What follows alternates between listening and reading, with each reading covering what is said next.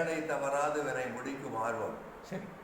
நல்லறிஞர் அண்ணாவும் கலைஞர் தாமும் நயந்திட்ட மறுகொழுந்து மனிதர். சரி. நேர்மை எழ்முனையும் வழுவாத வழக்கறிஞர். சரி. ஏழைகளின் பங்காளர். சரி. அவர்தான் சாதி. சரி. இப்படி அது பெரிய ஆனந்தம். சரி. எப்பவுமே சிரிச்சாருன்னா போக போக சிரிப்பார் இல்லையா?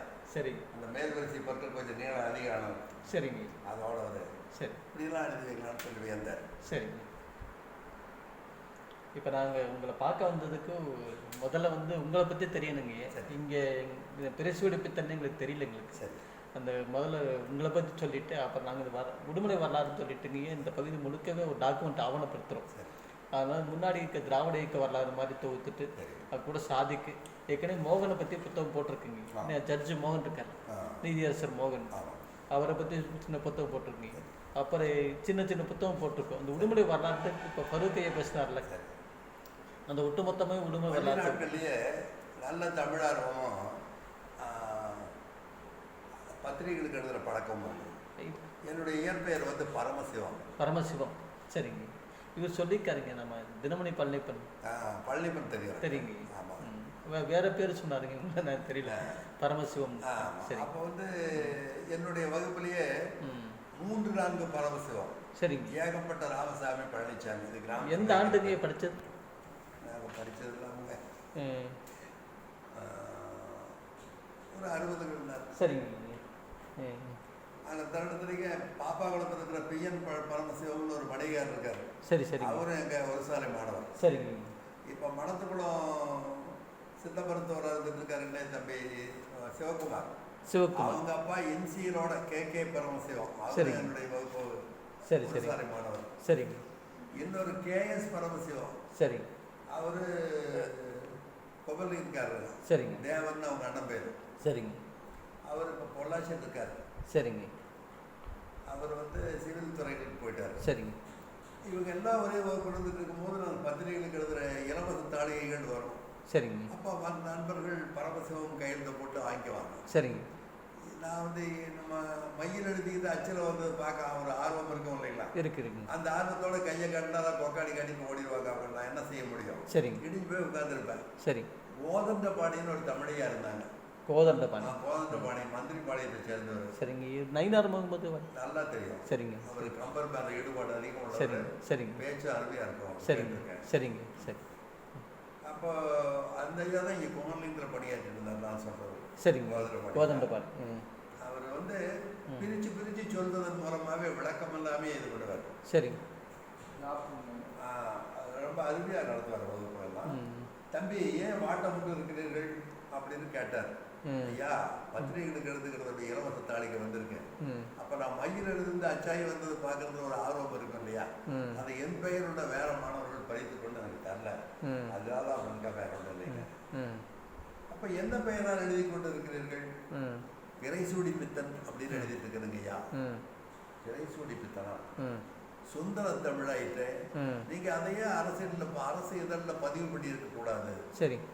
அப்படின்னு கெசட் நோட்டிஃபிகேஷன்லாம் கொண்டு வந்துட வேண்டியதான. சரி. அவர் சொன்ன முகூர்த்தமாகவே சரிங்க. யாருக்குரிய அந்த தருணத்திலேயே 66-67 பதிவாச்சு. சரிங்க. அதற்கு பிறகு என்னுடைய திருமண பத்திரிகையிலிருந்து எல்லாமே பிறைசூடி பித்தன் தான். சரிங்க. சரி. அப்போ அண்ணா பத்திரிகைக்கு நிறைய எழுதுவேன். சரிங்க. அண்ணாவுடைய பத்திரிகையில் காஞ்சியில் அட்டைப்படத்தில் வர என்னுடைய கவிதை. சரிங்க. அதில் எனக்கு நினைவிருக்கிற ஒரு கவிதை. சொல்லுங்க.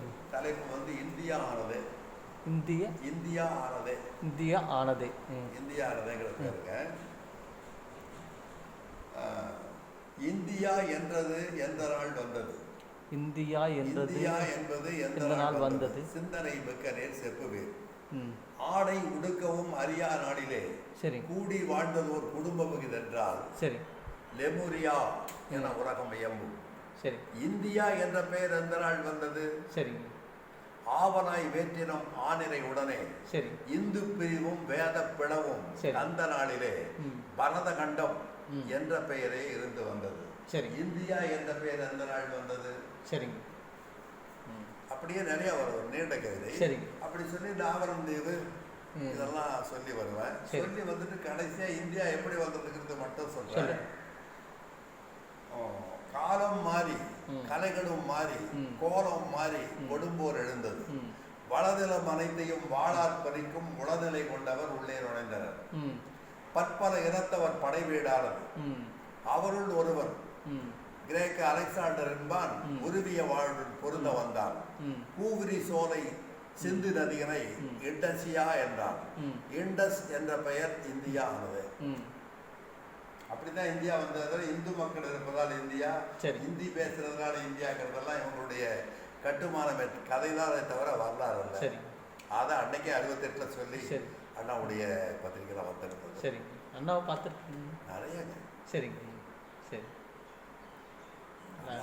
ஆமாம், பள்ளி மாநாடுகள் அண்ணா பார்த்துருப்போம். 57 மாநாடு.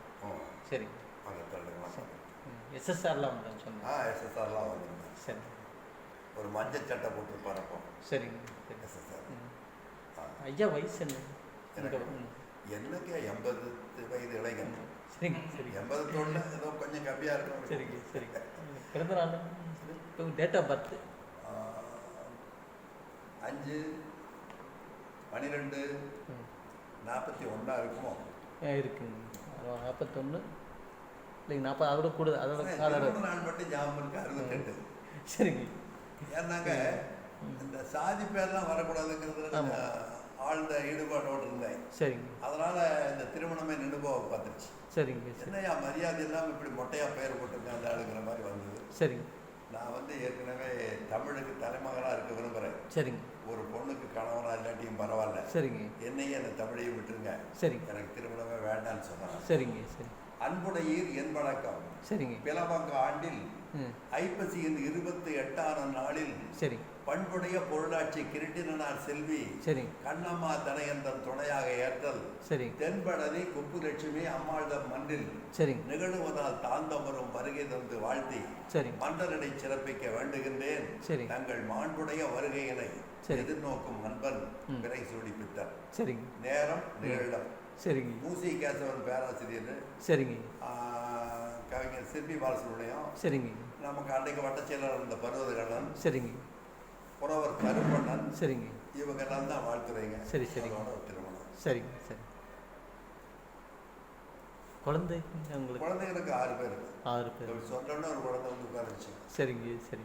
ஆமாம். சரி. எண்ணிக்கையில் 2வது. சரி சரி சரி. அதாங்க இந்த சாதி பச்சாவை பற்றியும் அண்ணாத்தை பற்றியும் திராவிட இயக்க வரலாறு மாதிரி தொகுக்கிறது கதை வந்ததுங்க. சாதி கணக்கிட்ட எனக்கு ரொம்ப பிடிச்சது என்னன்னு கேட்டீங்கன்னா, சரி அவர் ஒரு கட்சிக்கு மட்டுமே சொந்தக்காரர் இல்லாமல் சரிங்க எல்லா இயக்கத்துக்காரர்களையும் சமமாகவும் மரியாதையாகவும் நடத்துவார். சரிங்க. சின்ன பொம்பஞ்சாலி இருக்கிற தென்னை மரம் காய்ச்சி போகுதுன்னு சொன்னா சரிங்க ஜம்புக்கல் கரடு வழியாவது தண்ணி எடுத்து விட்டு சரி அதை நினைக்கணும்னு நினைச்சவர். சரிங்க. பொதுப்பணித்துறை அமைச்சராக இருந்த போது இந்த பகுதி ஒரு பூங்காவா மாறிச்சு. சரிங்க. கல்லாபுரத்திலிருந்து சரி கொள்ளுமோ சரி மடத்துக்குளம் சரி கனியங்க கடத்தூர் சரி இந்த மாதிரி பாலம் இல்லாமல் தடுமாறிட்டு இருந்தா பல ஊர்களுக்கு சாலை வாய்ப்பு ஏற்படுத்துறாங்க. பாலம். ஆமாங்க. சரி. நம்ம உடுமலையை பொறுத்தளவுக்கு கல்லூரியை ஏற்படுத்தி தந்தாருங்க. சரி. அந்த மைக்ரோவேவ் ஸ்டேஷனுங்க தொலைபேசி இதெல்லாம் அவருடைய காலத்தில் அவர் செய்த ஏற்பாடு.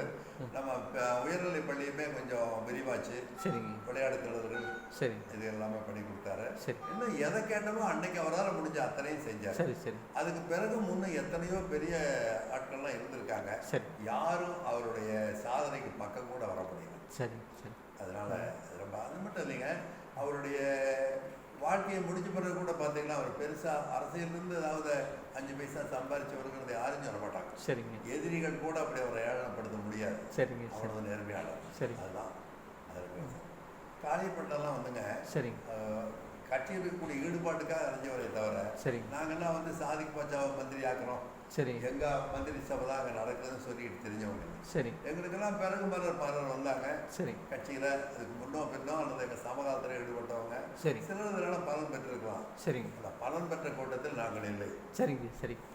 சமுதாயம் பயன்பெற்றால் போதுங்கிற நோக்கத்தில் இருந்தவங்க. சரிங்க. சரி. இல்லை அப்படி இருந்தால் உங்களை பார்க்க மாட்டாங்க. அவங்களெலாம் அங்கே இல்லை நான் ஆவணப்படுத்துறதுக்காக உங்களை பார்க்க வந்தேன். அவ்வளோதாங்க. அப்புறம் இந்த தமிழ் பற்று என்ன எங்கே போச்சுன்னு கேட்டிங்கன்னா நிறைய நூல்களை பார்த்து இலக்கியங்களில் வந்தபோது என்ன படிச்சதுங்க எழுதவும் பிடிக்கும். சரிங்க. என்ன படித்தாலும் அதைத்தானே படிக்க முடியும். இலக்கணம் ஏதாவது படிச்சிங்க?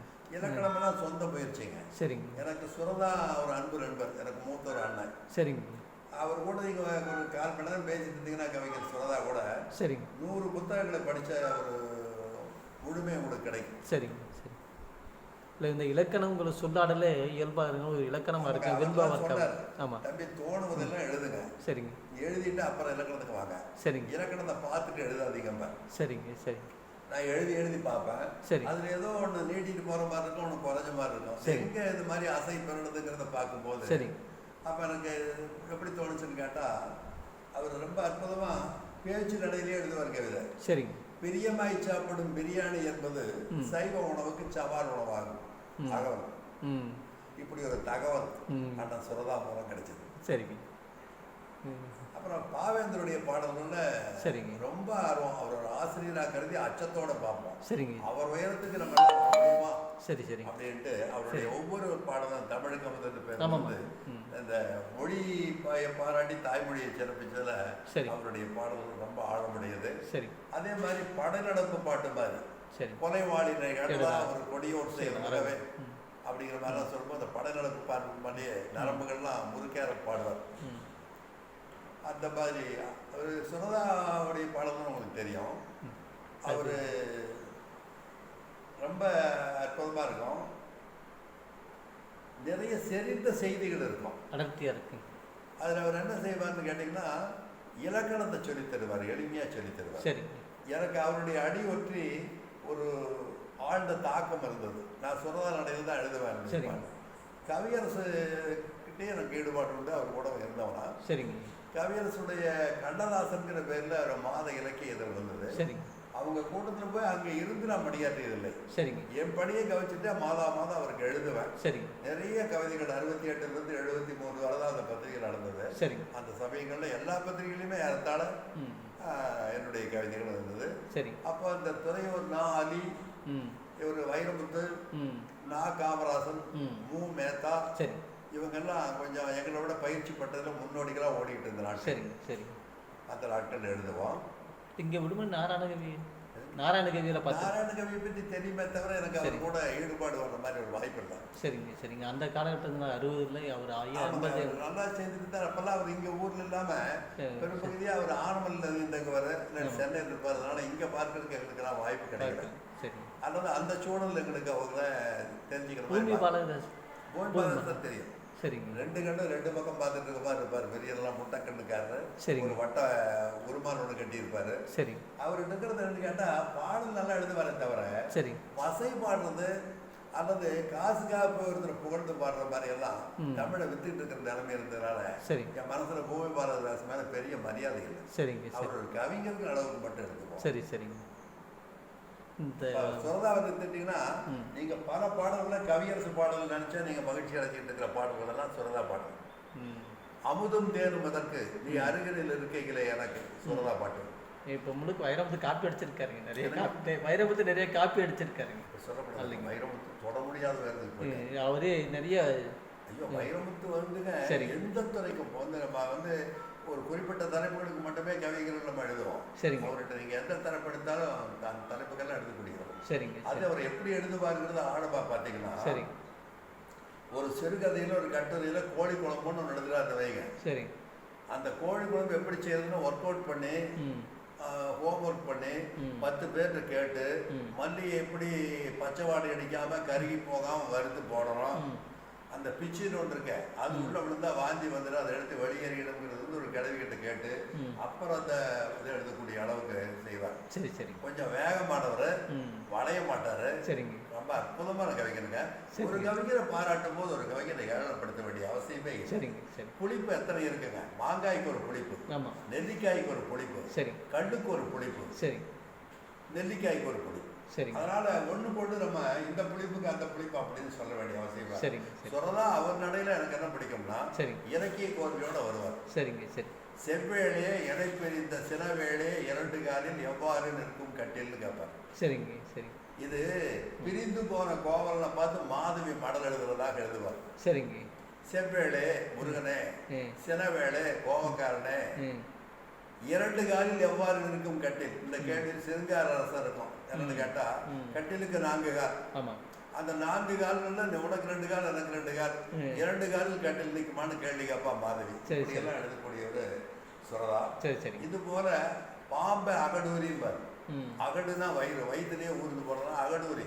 அது அவருடைய கவிதைகள் இருக்கும். சரி சரி. அதுபோல காரண பெயர் எடுகுறி பெயரை நிறைய சொல்லுவார். சரிங்க. அவருடைய தேன்மழை அற்புதமான ஒரு கவிதை புத்தகம் நூலகத்தில் இருக்கும். பார்த்தீங்களா? தேன்மழையே தான். அப்படிப்பட்ட ஒரு ஒப்பாரும் புக்காரும் இல்லாத கவிதை சுரங்கம். அவருடைய துறைமுகம் இருக்கும். அந்த துறைமுகத்தில் அரசன் தன்னுடைய சரியா வளராத மகனுக்காக வருந்துவான். அவனை கொண்டு போய் ஒரு தீவில் விட்டுருவான். அவனுக்கு உடம்பு இல்லாமல் இது இல்லாமல் அங்கேயே இருந்து வருந்தி அவன் அப்படியே மணல்ல தன்னுடைய பாட்டம் பேர் எழுதுவான், அப்பன் பேர் எழுதுவான், அவன் பேரையும் எழுதி பார்ப்பான். அவனுக்கு வெட்கமா இருக்கும்.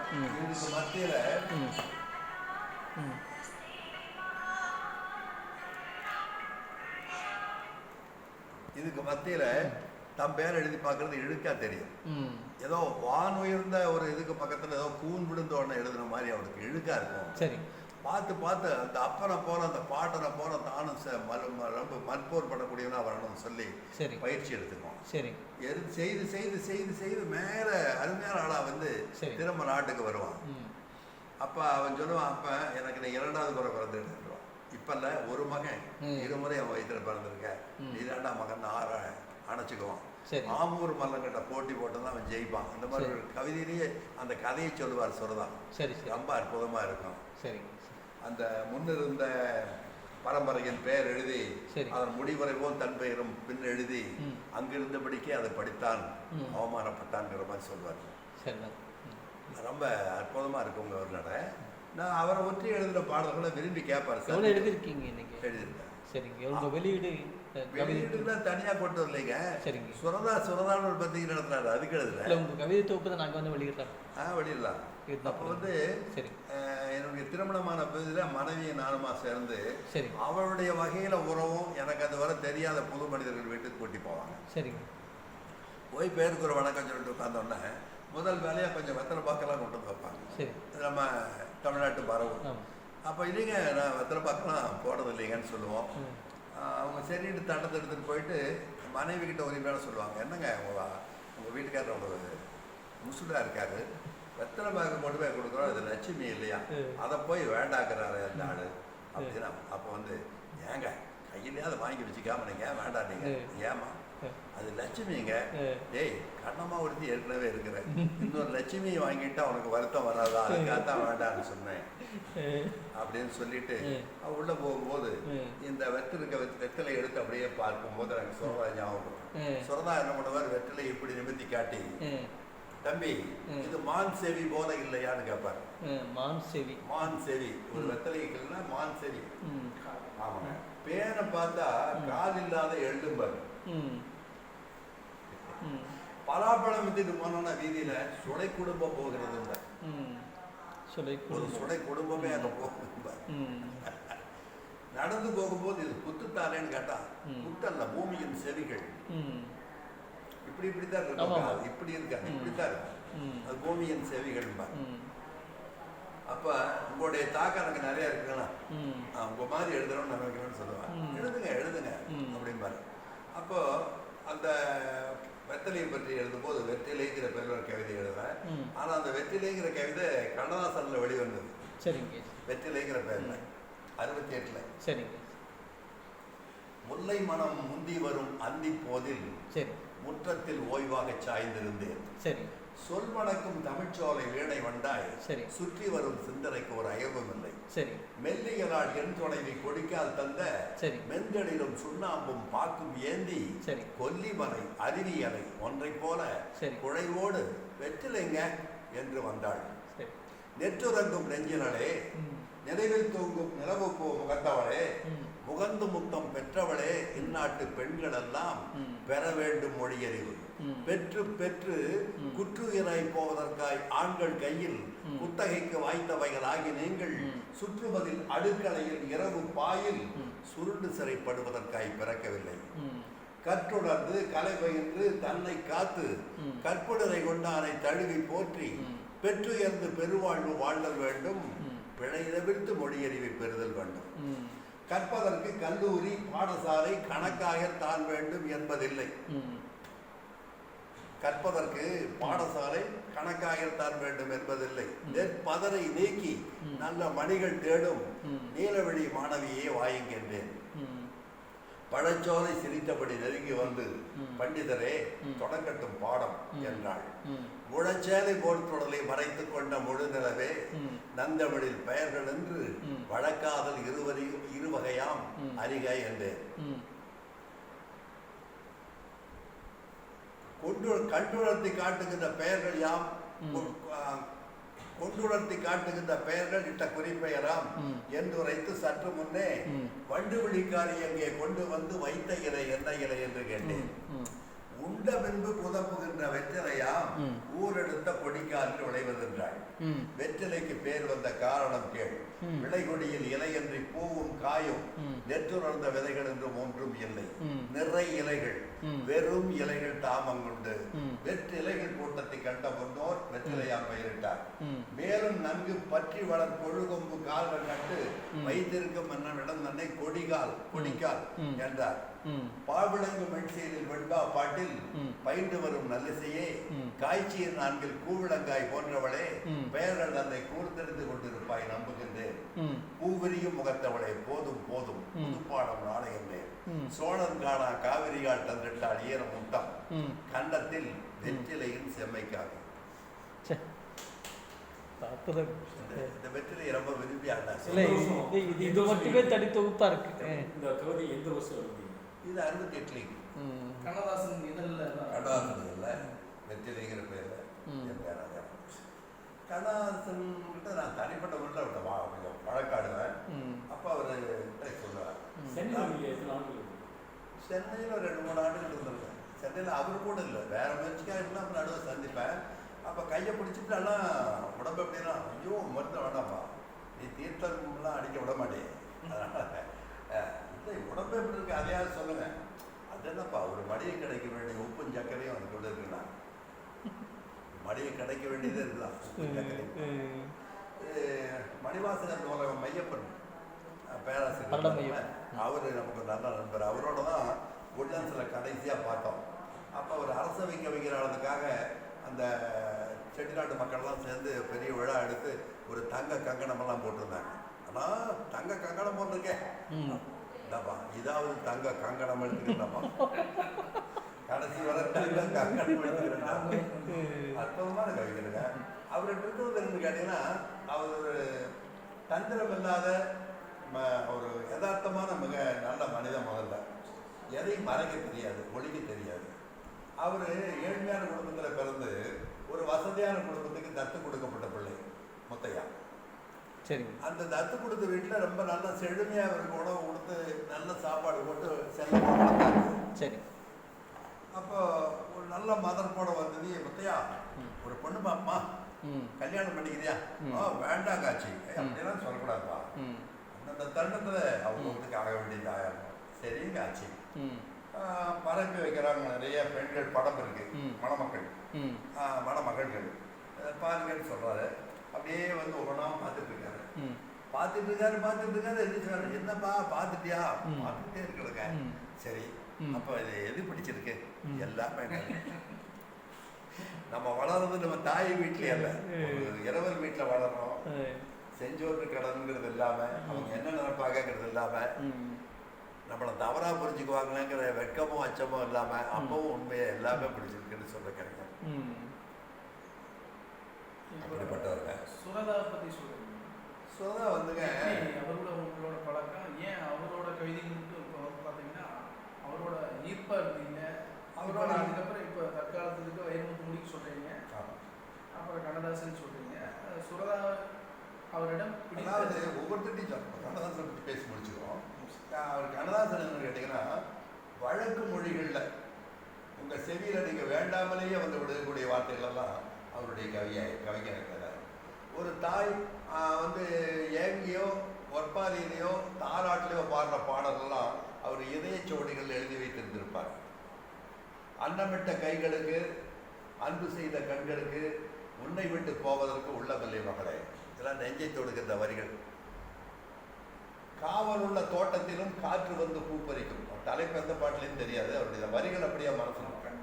காவல் உள்ள தோட்டத்திலும் காற்று வந்து பூப்பறிக்கும். மரணதேவனுடைய வருகையை பற்றி அவ்வளோ அருமையாக சொல்லுவார். போனா போகட்டும் போனா எளிமையாக சொல்லுவார். இழப்புகளுக்கு பிறகு தேர்ந்திக்க முடியாத மனசு நொண்டி அடிச்சுட்டு இருக்கும்போது கூட அந்த நொண்டியை மறைச்சு மேலே ஏறி வர்றதுக்காக வேண்டிய மனிதன் தனக்குத்தானே சொல்கிற சமாதானம் போனா போகுது. இந்த போனது சரியில்லை, போகாமல் இருந்திருந்தா நல்லது. அதை உடல் இந்த மனம் போயிடுச்சு, போனது தானே, அதனால் போனா போகட்டும் போனான். அது ஒரு செக்கு கொடுத்து ஏமாந்த கதை. யாரோ ஒரு ஃபாரின் கார் இருக்குது, அது டெலிஃபோன் வசதியெல்லாம் இருக்குது, வீட்டுக்கு பேசிக்கலாம்லாம் சொன்னதுக்காக கேட்டுட்டு கையெழுத்து போட்டு கொடுத்துட்டாரு. கொடுத்த பிறகு அது யாருக்கு கொடுத்தோங்கிறதே ஞாபகம் இல்லை. அவர் பல விருதுகள்லையும் அதை ஏமாமன் விட்டுட்டார். இந்த படம் பெரிய அளவுக்கு குறைஞ்சிருக்கிறதுனால ஒரு ராமா கட்டமன் உதவியாக இருந்துட்டு அவர் கேட்குறாரு, இந்த மாதிரி எல்லாம் அவ்வளவு பெரிய படம் போச்சேன்னா. ஆமாப்பா போயிடுச்சுட்டு இப்போ பால் படத்துக்கு எழுதும்போது தான் நினைக்கிறேன். திரும்ப சொல்லும்போது போனா போட்டும் போடாமல், அதுதான் அந்த போனா போட்டும் பாடலாம் வந்து. சரி. கடற்கரையில் உட்காந்து சுண்டல் வாங்கி சாப்பிட்டு அந்த காகிதத்தை திரும்பி பார்த்தாரு. தமிழில் ஒரே எழுத்துக்கள் திரும்ப வர்றதுக்கு அந்த ஒரு அந்தாதி போல பாடுறது. அது தா தா தூ தீ எல்லாம் வரக்கூடியதாக இருந்ததுனால அவர் என்ன செய்வார், தட்டிதாதத்தில் எழுதுவார். அதாவது தத்தை நெஞ்சம், தத்தை நெஞ்சம் பாட்டு அப்படி ஒரு வச்சு. அதோட அத்தானே நத்தா, அதுவும் தட்டிதாதம் தான். சொல்லத்தான் என்னைத்தான் கண்டித்தான் சந்தித்தான், அந்த மாதிரி சொல்லுவார். இப்படி இந்த அடிப்படைகள் வச்சு ஒரு யாருக்குமே ஒரு முன்னுதாடு தேவைப்படுது, ஒரு முன்னு ஓமை தேவைப்படுது. பறவை பார்த்து விமானம் செஞ்ச மாதிரி காய்க்காய்னு பாட்டு. காய்க்காய், அத்திக்காய், காய்க்கு சொல்லும் போது சொல்லுவார். இல்லை அவர் இந்த அத்திதரை கொத்தாதுங்கிற மாதிரி அவர் பாட்டு எழுதுல அவருடைய தாக்கத்தில். அத்திதரை கொத்தாது, அங்கடைகள் தத்தாது, சித்தத்தை கொத்தும் சிறு தத்தை, அத்தத்தை அத்தை வளர்த்த அருந்தத்தை, முத்தத்தால் பித்தம் விதைக்கும் முனைந்தே. இது வெண்பாவை எழுதுறேன். சரி சரி. அவருடைய தாக்கம், கவியரசுடைய தாக்கம். அப்புறம் அவர் சொல்லுவார், எழுதி தேய்ந்த ஒரு கையை தேய்ஜாராவுடைய கை, அந்த கட்டவர்களுக்கு மரியாதை செலுத்த வேண்டும். என்னிடம் காசு இருந்தால் அதை நான் நேசித்துக் கொண்டிருக்க மாட்டேன். என்னிடம் காசு இருந்தால் கொடுப்பதற்கு யோசித்துக் கொண்டிருக்க மாட்டேன். என்னிடம் காசு இருந்தால் உங்களிடம் யாசித்துக் கொண்டிருக்க மாட்டேன். எழுதுகிறவர்களும் சேர்ந்து இதை படிக்கிற படிப்பாளிகள் மட்டுமில்லை, இதற்கு படைக்கிற படைப்பாளிகளும் தங்களால் என்றதை அனுப்புங்கள். அப்போ எனக்கு ஒரு ஆத்திரம், இவருக்கு எழுதவே நேரம் இல்லை. இவர் என்ன பண்ணுறாருன்னாங்க, அவ்வளோ அழகான பத்திரிகைக்கு ஒரு ஆர்டிக்கல் புதுசாக எழுதலாம்.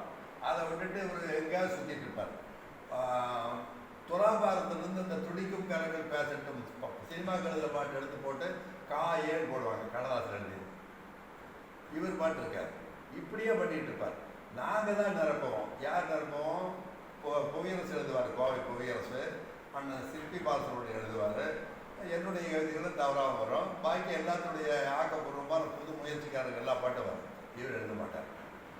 அதில் எங்களுக்கு எதுவும் நன்கொடையும் தரவும் மாட்டார். அந்த மை செலவு கூட, அந்த அஞ்சல் செலவு கூட கிடைக்காது எங்களுக்கு. நாங்கள் ஒரு ஆர்வத்துக்காக சங்கப்பலகைகளுக்கு பெயர் வருதுங்கிற பெருமைக்காக வீட்டு சோத்தை திருட்டு வீதியில் கைது எழுதிட்டு இருந்தாங்க. அப்போ இவர்கிட்ட அந்த கோபம் நியாயமாக வரும். ஏன்னா அப்போவே 4 இலக்கம் சந்தாதாரர்களுக்கு போயிட்டு இருந்த பத்திரிகை, கடல் கடந்த பகுதியிலெல்லாம் போயிட்டு இருக்கோம். இந்த டாபி சொக்கலா டிராப்சைட் பீடிக்கார நிரந்தரமாக கடைசி அட்டைக்கு ஒரு விளம்பரம். அப்புறம் உள்ளுக்குள்ளே போகிறோம், அந்த மாதவன் தில்லாவி சுந்தர் இனி 6 மாதத்துக்கு பிறகு ரிலீஸ் ஆகிற படத்துக்கெல்லாம் தவறாக விளம்பரம். அந்த விளம்பர தொகையிலேயே பல இலக்கங்கள் கிடைக்கும். இப்படி வாரி கொடுத்துட்டு இருக்கும்போது நான் வேண்டாம் தடவை எடுத்து வந்து, நீங்கள் தமிழுக்கு என்னென்ன செஞ்சீங்க? ஏப்பா மாங்கனியெல்லாம் எழுதியிருக்கிற பார்த்தியா? மாங்கனி எழுதுனீங்க, மற்ற கனி போகிற அழுகல் கனி வேட்டை அடக்கு. எப்படி அடக்குங்கிற? என்னது? தங்கத்திலேயே ஒரு குறை இருந்தாலும் அந்த தரத்தில் குறைவதுன்னு எழுதுறீங்களே. தங்கமே குறைன்னு அப்புறம் ஒரு பாடி நீங்களே ஒத்துக்கிட்டீங்களே. உங்கள் தங்கம் குறையுள்ள தங்கம், அதில் எது செஞ்சாலும் குறையுள்ளது தானே. அப்புறம் தரத்தில் குறைவதுன்னு கேட்டிங்கன்னா என்னென்ன அர்த்தம்? அப்புறம் ஒருத்தர் ஒருத்தி நினைத்து விட்டால் அந்த உறவுக்கு பேர் என்னங்கிறீங்களே.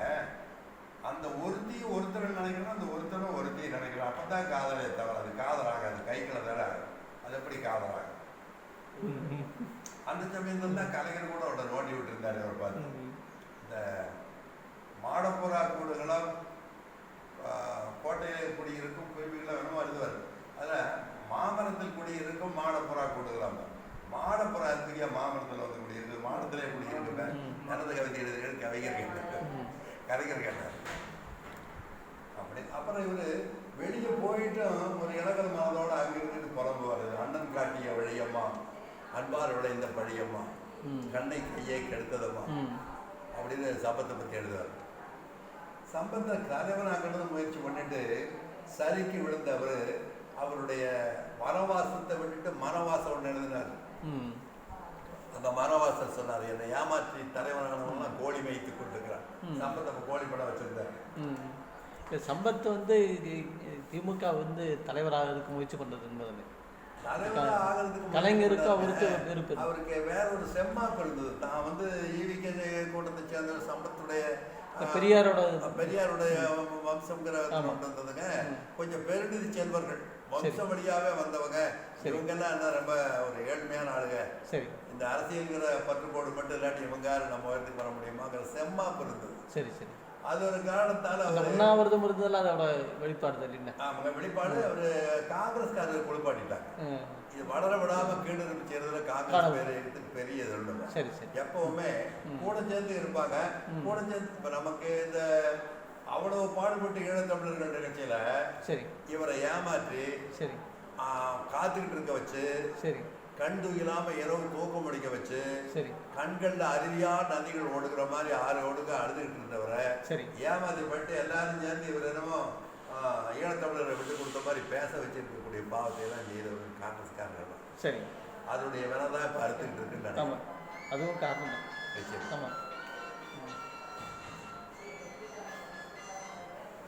இப்போ காமராஜர் வந்து உடல்நிலை தான் சிவகாமி மைந்தன் அப்படின்னு பார்த்தது எப்படி அல்லங்க. சிவகாமி மைந்தனிடம் செய்தி சொல்லலைங்கிறது இவரை காங்கிரஸ் சேர்த்துக்கு ஏற்பாடு பண்ணாங்க. அப்போ அவரை காமராஜர் மனசில் நிறுத்திட்டு தான் அந்த சிவகாமி மைந்தனிடம் செய்தி சொல்லடி, சேரும் நாள் பார்க்க சொல்லடி அப்படின்னு சொல்லி இவர் விரா வலிந்து சொல்கிற மாதிரி சொல்லுவார். ஒன்று சொல்லிட்டு அப்புறம் இந்த ஆலய மணியின் ஓசையை கேட்டாலும் கூட அவர் சொல்லுவார், தலைவன் அவனே அவனே இந்த தாயின் மொழி கேட்டேன் அப்படிங்கிற மாதிரிலாம் எழுதுவார். அப்புறம் அங்கே போயிட்டு இவருக்கு எதிர்பார்த்த சிறப்பு கிடைக்கல. கவிஞர்களுக்கு காசல்ல பெரியது பாராட்டு. எந்த கருப்பு குயிலும் தன்னுடைய நெருப்பு கவிதைகளை கைகட்டலுக்கெல்லாம் வேற எதுக்கும் மெத்ததில்லை. அப்போ அவருக்கு அப்படி ஒரு இங்கே தூக்கி சுமந்துட்டு இருந்தாங்க, ரொம்ப அற்புதமாக சுமந்தாங்க. மறுபடியும் ஒரு பக்தி போர்வையில் போன பிறகு அந்த பரவசத்தில் கொஞ்சம் பேர் கொண்டாடினாங்க. அவங்க எப்படி கொண்டாடினாங்கன்னா, திராவிட இயக்கத்தினுடைய கருத்துக்களை எதிர்க்கிறதுக்கு திராவிட இயக்கத்திலிருந்து அவங்க ஒரு ஆள் கிடைச்சிருக்கிறான். வர்றாங்க, அதுக்கு வர்றாங்க. அப்படி கருதி அவரை பயன்படுத்த ஆரம்பிச்சாங்க. இவருக்கு எதிர்பார்த்த அளவுக்கு அவங்க அரவணைப்பும் ஆதரவும் பெருமையும் கிடைக்காதனால இவர் அந்த அண்ணன் காட்டிய வழியமா 8 அடுக்கு மாளிகையில் ஏற்றி வைத்த என் தலைவர் விட்டு விட்டு போனாரு. இப்படி வேதனைப்பட்டாரு. அப்புறம் இவர் இங்கிருந்து ஒரு குத்துறாரு கலைஞர், தப்பித்து வந்தாலமா பாவம் தனியாக இருந்தாலும் தனி தண்ணி இழுத்தாரு. அப்புறம் கடைசி எங்கிட்டு வருவார். இவர் கொஞ்சம் ஆதரவெல்லாம் பண்ணார். அந்த மௌபரி ஸ்ட்ரீட் ஒரு ஹோட்டல்லாம் கூட ஆரம்பிச்சாரு. அப்படிலாம் ஆரம்பிச்சாருமா நடத்துறாரு. அப்புறம் அவன் என்ன கொடுத்தாலும் வச்சு காப்பாற்றக்கூடிய எண்ணம் அவருக்கு இல்லை. கிடைத்ததை அவர் போட்டால் நமக்கு வந்துக்கிட்டே இருக்கும்னு நினைச்சாரே தவிர இந்த பொருளை சேமிக்கணுங்கிற அவருடைய வட்டார அவருடைய பகுதி மக்களுக்கு இருக்கிற அந்த கல்லா பெட்டி வட்டி குளம்னா கூட அவர்கிட்ட அந்த வாய்ப்பு குளமே இல்லை. அவருக்கு எரிகிறது தான் விதைக்கிறது தான் ஆர்வமே தவிர அறுக்கிறது ஆர்வமே இருந்ததில்லை. அப்படி இருப்பாருங்க. அருமையான கவிஞன் சொல்லுவார், தம்பி நீ மரபையும் மதிக்கிற புதுமையும் மதிக்கிற, மரபில் கால் ஊன்றி புதுமையில் படர்ற மாதிரி ஒரு கவிதை எழுதுன்னு கடைசியாக சொன்னார். நான் முயற்சி பண்ணேன்னா அப்படின்னு சொல்லிட்டு 73 மார்ச் கண்ணதாசன் இலக்கிய திரைக்கடைகளில் வந்தது இந்த கவிதை. மனிதர்களைப் போலவே பாவப்பட்ட இந்த மரங்கள்லையும் எத்தனை வகைன்னு பார்த்தீங்கன்னா நான் பேசுவேன். அதை திரும்ப சொல்லும்போது, காட்டு பூக்களை போல் கண்களுக்கு மிக தொலைவில் பாட்டு பசியோடும் பாலைவன தவிப்போடும் நீ மீட்டும் மணிவீணை கேட்டு கிறங்குகின்றேன். வேரின் பகற்பொழுதின் வெம்மை தணிவதற்கு காணல்களை தேடி கால் செலுத்த கேழைதான். குன்றி மணி தேடி குப்பைகளை சரித்தும் ஒன்றும் பயனின்றி உட்கார்ந்து போனவன் தான். மாமரத்து கிளைகளிலே மண்டுவதில் ஒரு பாதி பூவுதிர்ந்து போனாலும் போகட்டும் என்பாய் நீ. போனால் போகட்டும் போனா என்பாய் நீ. மாதிரிக்கு சொல்வதற்கும் மாவினை போல் நான் இல்லை. பாதிரியை போல் அனைத்தும் பறிகொடுத்து நிற்கின்றேன். பிஞ்சே பூவாக பிறப்பெடுக்கும் பலாமரத்தில் நஞ்சே பிறப்பெடுத்தோ நடுநின்று வாடும் நான் காட்டு பூக்களை போல் கண்களுக்கு மிக தொலைவில் பாட்டு பசியோடும் பாலைவன தவிப்போடும் நீ மீட்டும் மணிவீணை கேட்டு கிறங்குகின்றேன். இதுதான் கடைசியாக நெய் மீட்டும் மணிவீணை போட்டு ஒரு வீணையெல்லாம் பேர் போட்டார்.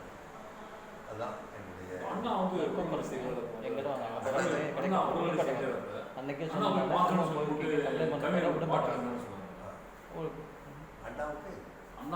கிடைக்க பாட்டு அந்த பாட்டு வந்து அண்ணா போய் பார்க்கறதுக்காக எழுதுற பாட்டுன்னு சொல்லுவாங்க. அது தெரியும். மறைந்து மறந்து அது ஏதோ வேற கொண்டு கூட்டி சொல்றாங்களே தவிர அதுக்கு ஒரு நிகழ்ச்சி இருந்தா தெரிஞ்சுக்க. சரிங்க, ரொம்ப நேரம் எடுத்துருக்கீங்க. ஒரு நாள் முழுக்க உங்க கூட பேச வேண்டியது இருக்கு. என்னன்னு சொல்றாங்க, சீக்கிரம் செத்து போனா அவன் பேரு மலையாள பாடப்புத்தகத்திலாம் வரும் பாரு. சரிங்க, எங்க புவியரசு தெரியுங்க, கவிஞர் புவியரசு போனதை நாங்கள் சான்றோர் விருது கொடுத்தோம், தமிழ் சான்றோர் விருது கொடுத்தோம். கோவிலிருந்து வந்தாருங்க அவரு நல்லா தெரியும். ஆனால் இங்கே உங்களுக்கு இப்போதான் எங்களுக்கு தெரியும், எங்களுக்கு நல்லா பார்க்க வந்தோம். எங்களுக்கு இன்னொரு நாள் நேரம் கொடுங்க. இந்த மருத்துவம் சார்ந்து கொஞ்சம் சொல்லுங்களேன். முடிச்சுக்கலாங்க. இதில் வந்து இந்த பாடல் வந்து கவியரசுக்கு ரொம்ப பிடிச்ச பாட்டு. சரி, பாரதியிலிருந்து கேரளாவை பார்த்த பார்வை அழகு பார்வை மட்டும்தான். அழுகையும் அழகும் புதஞ்சிருக்கிற அந்த மண்ணை சரியா பார்க்கலைங்கிறது என்னுடைய வருத்தம். சரிங்க, கேரளாவை பற்றி. ஏன்னா அது வந்து ஒரு முக்கோணத்தில் இருக்குதுங்க அந்த கேரளா. ஒன்று மலையும் மலை சார்ந்த குறிஞ்சி நிலம், இன்னொன்று வயலும் வயல் சார்ந்த மருத நிலம், கீழே நெய்தலும் கடலும் கடல் சார்ந்த நெய்தல் நிலம். சரி, இந்த முக்கோண பரிமாணத்துக்குள்ள இருக்கிறதுல இந்த மலை மேல இருக்கிறதுலாம் மழை நிறைய பெய்யும். தொடர்ச்சியா பெஞ்சிட்டு இருந்தா தான் பரவாயில்ல, உடனே வறண்டு போறோம். கூரையில் பெய்த மழை வாசலுக்கு வர்றது போல அது பூரா வடிஞ்சிடும். அங்க ஒரு மழை போச்சுன்னா வருவதான். ஆனா தூரத்துல இருந்து வர்றவன் யூனிசெக்ஸ் கண்ணாடியில பைனாகுலர்ல பார்த்துட்டு ஹவ் பியூட்டிஃபுல் இட் இஸ் போயிடும். அங்க வாழ்றவங்க தான் கொடைக்கானலுக்கு அடிக்கடி குடிநீர் பிரச்சனை வர்றதை பார்ப்பீங்களே, அது போல. அதுக்கு அடுத்து அப்படிங்க இந்த கோட்டையம், அடிமாலி, அங்கமாலி இந்த பகுதியில எல்லாம் மழை பெஞ்சா குளம், வெயில் அடிச்சா வயல், இப்படி ஒரு நிலைமை இருக்கு. அப்ப வெயில் அடிச்சது நம்பி வயல் ஆயிடுச்சுன்னா ஒரு மழை பெஞ்சதுனாங்க அது கூட இல்லை, தண்ணிக்குள்ள நின்று போகும். அது ஒரு துயரம். உங்களுக்கு நெய்தலை பத்தி சொல்ல வேண்டியதே இல்லை. இங்க கொய்தல் இல்லைங்கிறது மட்டும்தான் ஏக்கம். நெய்தல் அப்படி இல்லாம கடலுக்கு மேல போனவன் கரைக்கு வர்றதே நம்ப முடியாத நிகழ்ச்சி தான் கடலமா பத்தமுள்ள. அதனால இப்படி இந்த முக்கோணம் இருக்குது. இதை விட்டுட்டு சிந்துவெளி என்பதை மடுவரையிலே சேர 2 ஆட்கள் பண்ணி உடனே பாரதியெல்லாம் எழுதிட்டு போயிட்டாரு தவிர அவங்க துயரம் என்னன்னு எவன் நடக்கிறீங்க எங்கப்பா சொல்லும்பா. பொங்கருவி சாரலிசை பாடும், தொங்குமுகில் தோரணங்கள் ஆடும், இது சேர மலையாளம் என்னும் நாடு, அதை சீறி வந்து சிந்து செய்யும் வீடு. காலை இருந்தம் மேற்கொண்டு கரிவாழை சீப்பு கவிழ்ந்திருக்கும் அதன் பெயரே மீசை என்னும் தோப்பு. வாழை நெல் மிளகேரம் வளர்ந்தன் சோலை, மலை மங்கை மார்புக்கு தேயிலையே சேலை. பால் நிலவில் சேர்விழிகள் பாங்குறவே தீட்டி, பங்கையப்போன் தாள் எடுத்து மேனி என காட்டி, கால் துவள கால் குடலை நீட்டி, கனவுலகின் போதையெல்லாம் கண்வழியே ஏற்றி, பொங்கருவி சாரலிசை பாடும், தொங்குமுகில் தோரணங்கள் ஆடும். பருவமழை பொய்த்து விட்டால் பனிமலைகள் காயும், பழனமெல்லாம் வெடிப்பேற விளைபெயர்கள் மாயும். சரிபடுத்த தாழ்நிலத்தில் மழை பெருக்கும் தேக்கம், சரஞ்சரமாய் காய்ந்த கதிர் கொய்ய ஒன்னா ஏக்கம். தரங்கமணி வீணை தன்னை தடவும் விரல் போலே, தாழ்ந்தெழுந்து சிறு மடங்கு பொருளும் அலை மேலே. கரையிலிருந்து காடுதற்கு கடல் தோற்றம் கவினாம், கடுஞ்சுழலில் மிதப்பவர்க்கு காற்று மழை யமனாம்.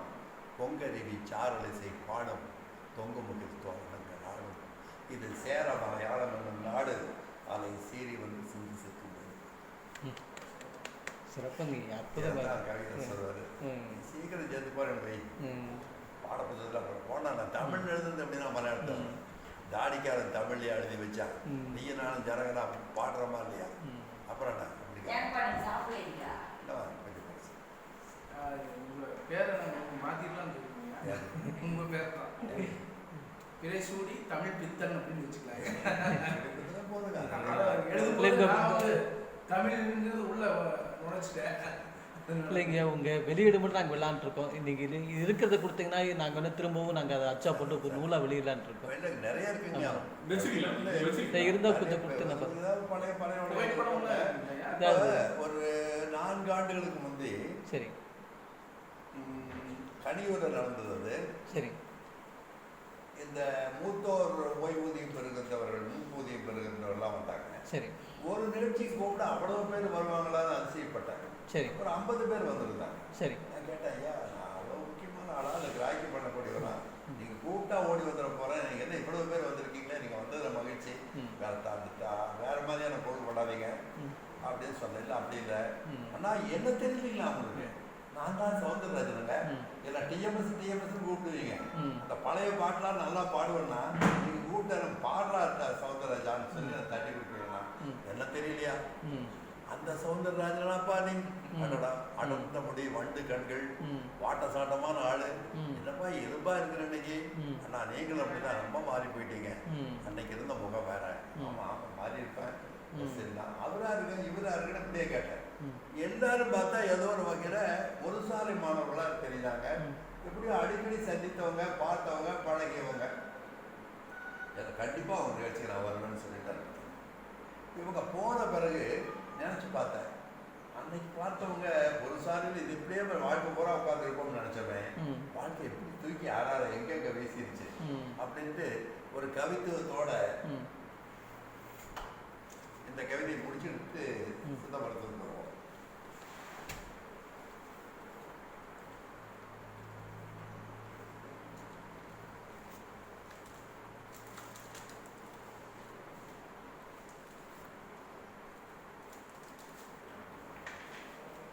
பதினேழு 12/2015 சரி. ஓய்வூதியர் தினத்தன்று நிகழ்ந்த சித்த மருத்துவ பேசும் பாராட்டுரை. முதிர்ந்து கனிந்தோரே, மூப்பின் விழுதுகளே, உழைப்பால் உலகத்தை உருவாக்கி தந்த அன்பு தந்தையரே, உண்மையெல்லாம் தலைவணங்கி வாழ்த்துகின்றேன். சிந்தை மகிழ்ந்தே செந்தமிழால் போற்றுகின்றேன். உலகத்தில் எங்கெதுவும் உழைக்காமல் வந்ததில்லை. புழுக்கள் மடிந்தால்தான் பூவாய் பட்டாடை, அழுக்காடை உடவனால் தான் அவனுக்கே உயிர் துடிப்பு. லஞ்சம் தவிர்த்ததனால் என்றும் எவர் முன்னும் நெஞ்சம் நிமிர்ந்திருக்கும் நீங்களெல்லாம் சார்ந்தோர்கள். காசு பணம் கருதி கடமை துளி குன்றாமல் நேசம் கொண்டே உழைத்த நிம்மதிக்கு ஏது நிகர். சிறகை விரித்து சிந்து பாடி திரிந்த பறவைகள் ஒரு நாள் பாட்டரங்கில் கூடினவாம். கருப்பு வெள்ளை வழுக்கை, கண்களிலே கண்ணாடி, இருப்பு குறைந்த பற்கள், இழைத்து மெலிந்த உடல், பலகால இடைவெளியில் பார்ப்பதனால் சரியான அடையாளம் தெரியாமல் தடுமாறி நின்றனவாம். பள்ளி பருவத்தில் பால் நிலவில் முகம் எழுதி துள்ளி திரிந்த நிழல் தூரத்தில் தெரிந்ததுவாம். பார்த்த ஞாபகத்தை பதிவு செய்திருந்த மனம் கோர்த்தெடுத்தே வேண்டும் கோலப்பட முயன்றதுவாம். நண்பனே நண்பனே, நலந்தானா அன்பனே, 12 நாள் ஆயிற்றே பார்த்து மொழி பேசி வயிற்று பாட்டுக்கு வழி பிரிந்து போனோமே. வாழ்க்கை குடும்பம் என தனித்தனியாய் ஆனோமே. ஒரு நாள் ஒரு பொழுது உரையாடாவிட்டாலும் பெரிதாய் இழந்ததைப் போல் மனம் பாடி போவோமே. உணர்வால் உறவால் ஒன்றடைந்த சிந்தனையால் கனவில் நாம் பிரிந்தாலும் கண்ணீர் கசிந்திடுமே. எந்த ஊரில் தற்காலம் எப்படி இருக்கின்றாய்? மனைவி பிள்ளை மடி மீது பேரன் பேத்தி துணையாயிருக்கின்ற தோதுண்டா என்றெல்லாம் 1000 கேள்வி அம்புகள் பாய்ந்து வர தாயாய் பிள்ளையாய் தவிக்கும் மெய்யன்பில் சோதனைகளை சொல்லி சோககீதம் பாடாமல் வேதனைகளை விழுங்கிவிட்டு வேறு பதில் சொல்வார்கள். எல்லாம் பெண்மக்கள் என்றாலும் மருமகன்கள் நல்ல மனமுள்ளோர், நமக்கில்லை குறை என்பார். ஆரம்ப பள்ளிக்கே அளவில்லா நன்கொடைகள், சீருடை, புத்தகங்கள், சிறப்பு கட்டடங்கள். தாய்மொழி கல்விக்கு தமிழகத்தில் வாய்ப்பில்லை. தனியார் நிறுவனங்கள் தர்மதேவனின் மயக்கம். எப்படியோ முயன்று எம்எல்ஏ கால் பிடித்து உழைத்து சேர்ந்ததெல்லாம் உருக்கி விற்றழித்து வியர்வை துளிகளால் வெற்றி படியேற்றி உயர்கல்வி பெறச் செய்தேன் ஒரே பிள்ளை அவன் என்று அமெரிக்கா தேசத்தில் அமோகமாய் இருக்கின்றான். அம்மா இறந்த செய்தி அவன் கேட்டும் வரவில்லை என்றாலும் வருத்தமில்லை. பாவம், உறவில்லை என்று மகன் ஒரு நாளும் சொல்வானா? பாவி மகள் மகன் முகத்தை பார்ப்பதற்கு மிக துடித்தாள். ஆவி அடங்கையிலும் அவன் பெயரை முணுமுணுத்தாள். எங்கே இருந்தாலும் இறைவன் அவன் அழுதாலே நன்றாய் அவன் இருந்தால் நமக்கதுவே போதுமையா. போதும் என்றே சொன்னாலும் பொய்யாய் சிரித்தாலும் போதும் கண்ணீர் மறைக்க முயல்வது தெரியாதா? வெளிநாட்டில் இருக்கும் மகன் விரைந்து வர முடியவில்லை. ஒரு வீட்டில் தாய் தந்தை இடையூறு என கருதி முதியோர் இல்லத்தில் முகவரிகள் தேடுவது சரிதானா? ஒரு வீட்டில் தாய் தந்தை இடையூறு என கருதி முதியோர் இல்லத்தில் முகவரிகள் தேடுவது சரிதானா எந்தெந்த சாலமன் பாப்பையாவை உரிமையாய் கேட்டால்தான் ஒருவேளை விடை கிடைக்கும். பெண்ணும் சன்னும் பேண மறந்தாலும் பெண் சன் ஒன்றே எனக்கு பெரிய துணை என்பாரோ?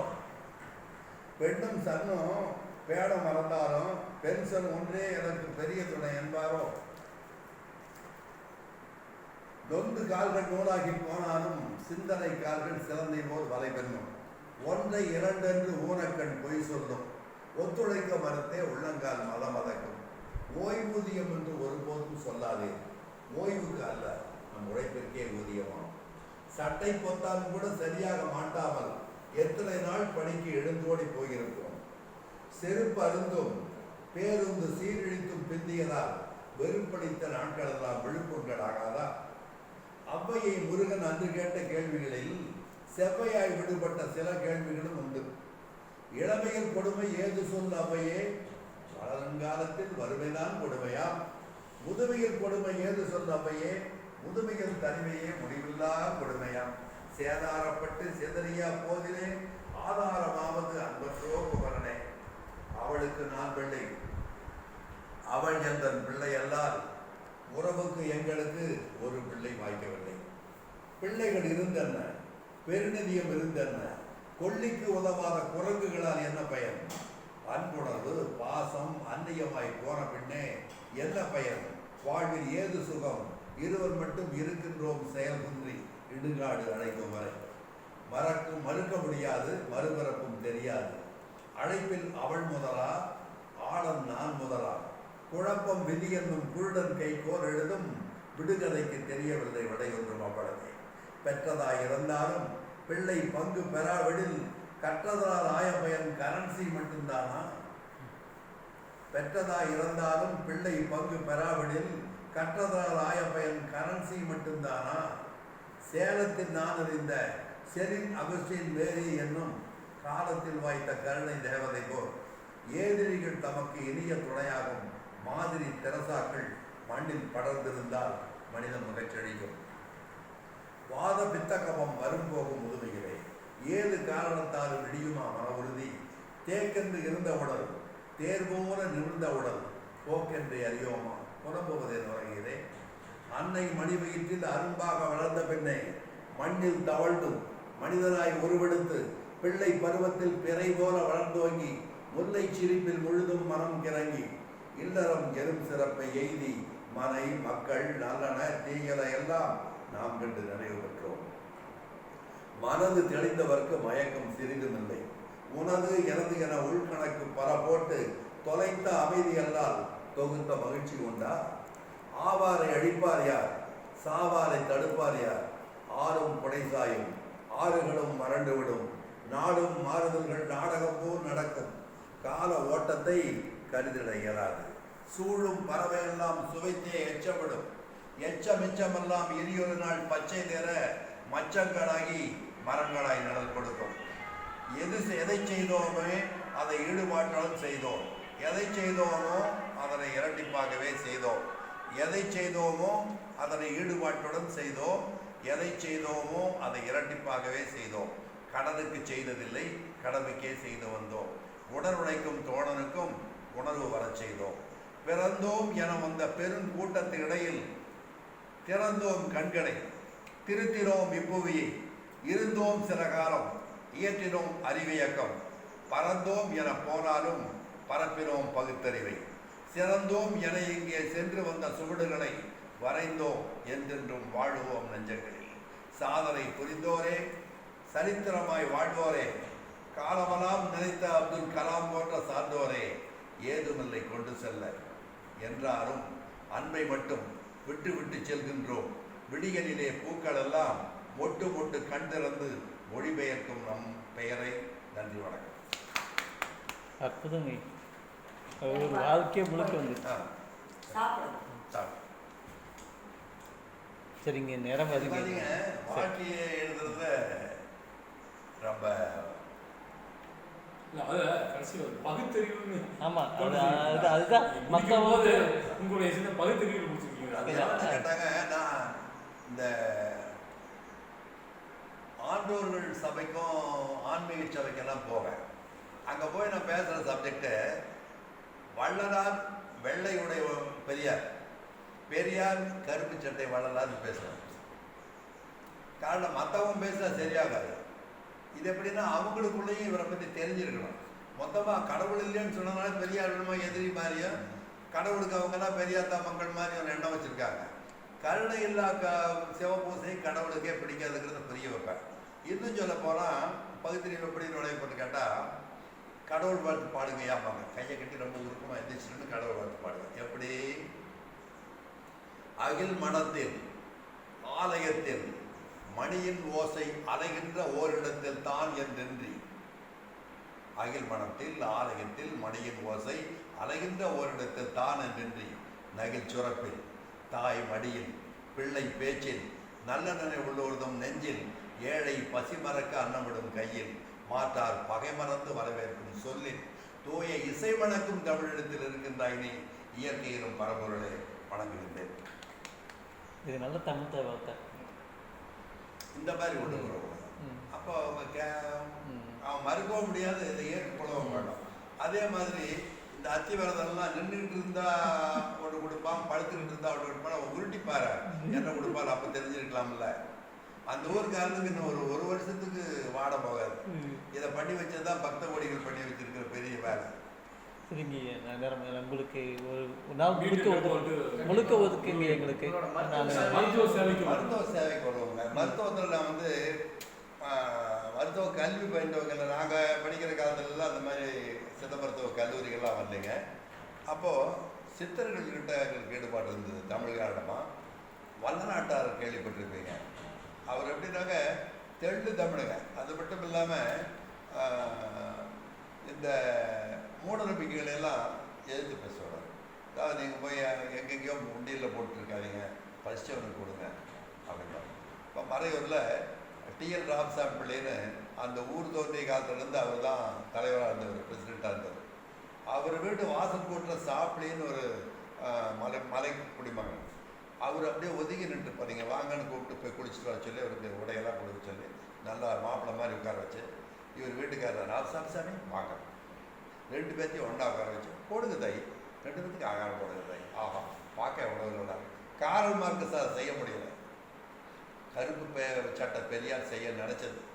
இதை இந்த வெள்ளை சட்டை சாமியார் செஞ்சுட்டு இருக்காருன்னு தான் அதை மதிக்கணுமா இல்லையா, அதை துதிக்கணுமா இல்லையா? அப்படிப்பட்ட மடல் பெருமான் சொல்லிட்டு இருக்கிறதுல அப்படிங்க. இதிகாசங்களும் புராணங்களும் முடிந்த முடிவை காட்ட மாட்டா, சிறுதேவதை வழிபாடு செய்யக்கூடாது, அன்பே சிவம் தானே அவர் சொல்லிட்டு போனார். அப்போ அந்த கருத்துக்களை நம்ம சரியாக பரப்பாமல் ஒதுங்கி நின்றதால தான் இன்னைக்கு 8 ஆண்டுகளாக ராமம் பேரை சொல்லிட்டு இருக்கிற ஒரு கூட்டம் இன்னைக்கு பிறகு கோயில் கட்டல. கர்நாடகாவில் ஒரு எம்பிக்கு 48 கோடி தரேன்னா 100 கோடி தரேன்னா, பாவப்பட்ட அந்த ராவனுக்கு ஒரு 10 கோடி ஒதுக்கி இருக்கலாம். அவனை வில்லோட தங்கத்தில் அம்புராத்துடியோட ஒரு சிலை செஞ்சு வச்சிருக்கலாம். அவனுக்கு எலெக்ஷனுக்கு சிம்பு சீமா மட்டும் வந்து ஓட்டு வாங்கி கொடுத்துட்டு ஓடுறாராவான், அப்புறம் மாமியார் வீட்டுக்கு தண்ணி ஏடுறாராவான்னு விட்டான். அதனால் இதை நம்ம சொல்லி காட்ட வேண்டியது இருக்கு. அதுகளுக்கு இந்த மாதிரி இருக்கிற களங்கள் அதெல்லாம் பயன்படுது. அப்போ ஆத்ம ஞான சபைகள் இந்த மாதிரி அறிவார்ந்த கூட்டங்கள் இருக்கிற பக்கம் போய் அங்கே சொல்லுவோம். இன்னும் கூட சொல்லுவோம், ஒரு கவிஞன் தனக்காக, தன் குடும்பத்துக்காக, தன் மனைவிக்காக, இனத்துக்காக மட்டும் அழுகாம இந்த உலகத்தின் ஒவ்வொரு துயரத்துக்காகவும் அழுகுது. அப்போ அவனுக்கு வீல்னு ஒரு சத்தம் கேட்குறது. என்ன அங்கன்னு போகிறான் அந்த வீட்டுக்கு. ஒரு தாய் மகப்பேறு நடத்தியிருக்காங்க. பிரசவம்னா அவட்டி பிரசவமா? ஆமாம், இது அவன் தான் செத்தவ செத்துட்டா. அது கையும் காலையும் மரப்பாச்சி பொம்மை ஆட்டிகிட்டே இருக்குது. அந்த வாய்க்கு பசவோட ஒரு துளி பால் கிடைக்காம கிடைக்கிறியா? கடவுளே கடவுளேட்டு போட கிடைக்கும். கடவுளா கருணையே உருவாரவங்கிறாங்களே, அவன் கருணையே உருவாரவனால தான் இதுக்கு ஏன் இப்படி பிறப்பை கொடுத்தான்? பிறப்பை கொடுத்துட்டு ஒரு வாய் பால் கூட கொடுக்காம விட்டானே அப்படின்ட்டு இவனு கடவுளை நொந்தான். நொந்துட்டு அங்கிட்டு போய் திரும்பி பார்த்தான். மயில் போல மான்கள் போல அழகிய பெண்கள். அப்பங்கிட்ட காசு இல்லை, அதனால் தலையை நரைச்சி ஜன்னல்கள் வழியாகவே வெளியிருக்கிற திருமண ஊர்வலங்களை பார்த்து பார்த்து நிறையேறி போயிட்டு இருக்கு. அவங்களுக்காக அழுதான். இந்த பெண்களுக்கு ஒரு வாழ்க்கை கிடைக்காம போச்சே, இந்த பூக்கள் எதுக்காக? எந்த வண்டியுமே இதுக்கு பக்கம் கூட வரலையே, இந்த தேன் பூரா வேணா ஒழிய போகுதுன்னு சொல்லி நினச்சி அழுதான். அங்கிட்டு போய் ஒரு பக்கம் உட்காந்தான். தார் சாலை போட்டுட்டு இருந்தாங்க. அந்த தார் சாலை போட்டுக்கிற ஒருத்தன் இந்த ஓட்ட தகரத்துக்குள்ள உருகிற தார் எடுத்துகிட்டு ஓடி வந்தான். அந்த தார் ஒடுக்க அவன் காலுக்குள்ளே விழுந்தது. செருப்பு இல்லை, சாக்கை கட்டிக்கிட்டு அவன் நடத்தான். காலை கொடுத்த கடவுளை, இவனுக்கு ஒரு காலணியை கொடுக்காம விட்டியே, நீ என்ன கஞ்ச பயிலாக இருப்ப போட்டுருக்கன்னு அழுதான். அது கூட கான்ட்ராக்டர் பார்த்து தடை, நாளைக்கு வேலைக்கு வேண்டாம், தார் ஒழுதும் சுரீர்னு பிடிக்கணும்னா ஐயோன்ட்டு கால் நொண்டிட்டு நின்றுனா காசு போகும், போட வழியே. ஐயா ஐயா ஐயா இல்லையான்ட்டு அந்த நொண்டிக்கிட்டே மறுபடியும் அந்த தார் சாலை இது பண்ணுறான். கவலைப்பட்டு ஒரு பக்கம் உட்கார்ந்தான். காற்றுக்கு ஒரு காகிதம் அவன் கைக்கு வந்தது. விரிச்சு படித்து பார்த்தான். ஒரு வியப்பான செய்தி.